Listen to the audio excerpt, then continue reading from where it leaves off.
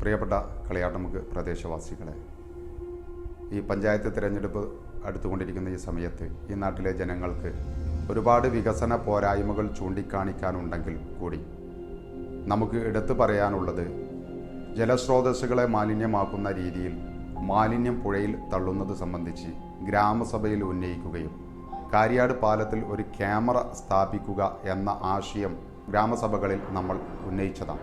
അത്തരം നിസ്സാരമായ ഒരു ക്യാമറ സ്ഥാപിക്കാൻ പോലും ഗ്രാമസഭയിൽ ഉന്നയിച്ചിട്ട് അത് ഇത്രയും സമയമായിട്ടും അത് നടപ്പിലാക്കാൻ സാധിച്ചില്ല എന്നുള്ളത് ഈ നാട്ടിലെ ജനങ്ങളോട് ചെയ്യുന്ന ഒരു പോരായ്മയാണ്.